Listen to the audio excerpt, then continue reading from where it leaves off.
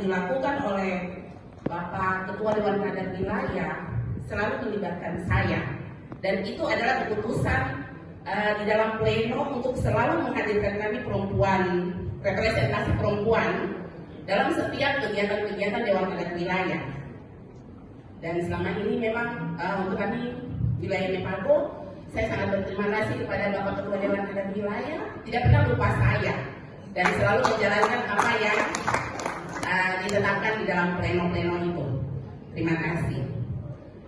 Mungkin satu lagi, kami telah melakukan pleno Dewan Adat Wilayah yang bertempat di Jayapura, pleno pertama, untuk menyiapkan konferensi Dewan Adat Wilayah yang pertama yang akan berlangsung nanti di Timika. Di sana juga saya terlibat langsung selain dengan Dewan Adat di setiap daerah masing-masing yang langsung semua hadir di sana tanpa terkecuali, yang difasilitasi langsung dari Pak Wasekjen. Terima kasih izin. Baik, itu saja, mungkin tidak panjang lebar, dan saya akan lanjut dengan laporan Pokja Perempuan dan Anak Dewan Adat Papua. Izin sahabat.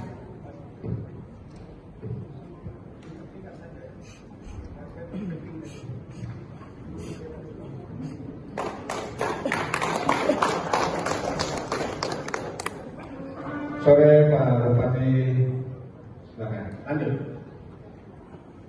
Izin Pak Bupati, saya lanjut akan melaporkan Pokja Perempuan dan Anak Dewan Adat Papua. Yang terhormat seluruh pimpinan Dewan Adat Papua, pemerintah dan anggota pleno Dewan Adat Papua di Wondama. Puji syukur kami naikkan pada Tuhan karena pertolongannya kelompok kerja perempuan dan anak Dewan Adat Papua masih tetap ada hingga saat ini.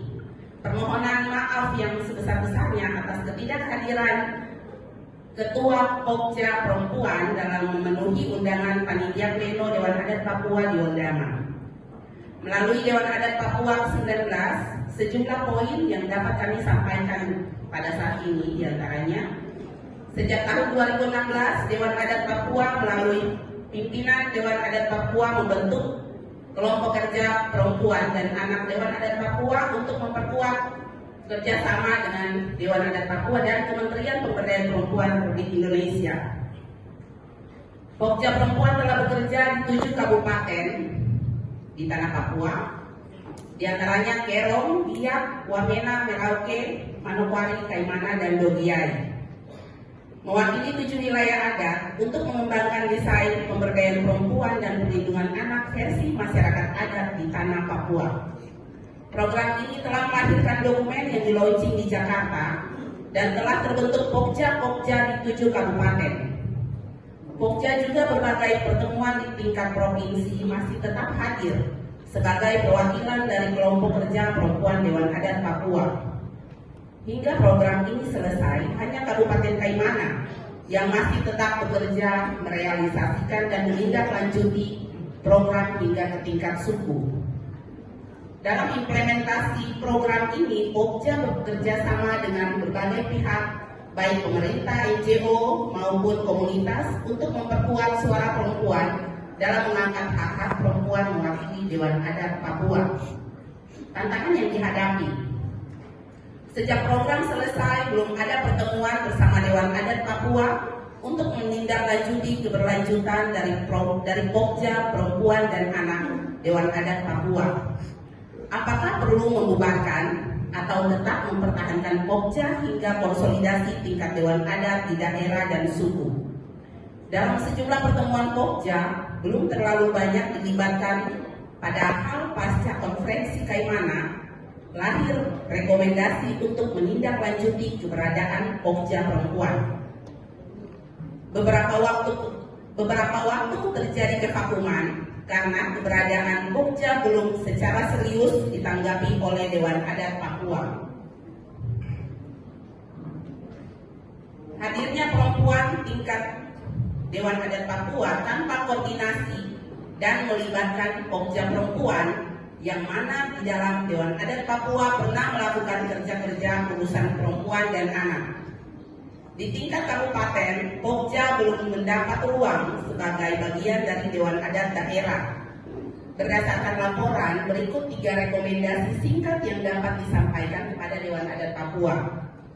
Yang pertama, Dewan Adat Papua perlu menegaskan kembali status dan keberlanjutan Pokja Perempuan dan Anak sebagai bagian resmi dari kerja-kerja Dewan Adat Papua hingga tingkat daerah dan suku, atau memutuskan untuk membubarkan Pokja.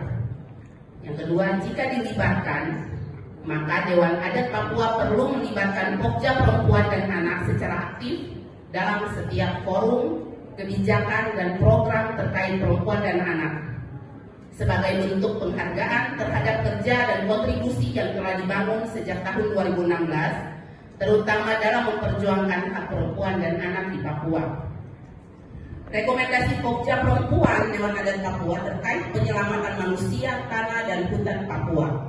Dewan Adat Papua perlu memperkuat gerakan penyelamatan manusia Papua melalui perlindungan hak hidup masyarakat adat, pendidikan generasi muda, perlindungan perempuan dan anak, serta menjaga nilai budaya dan jati diri orang asli Papua di seluruh wilayah adat.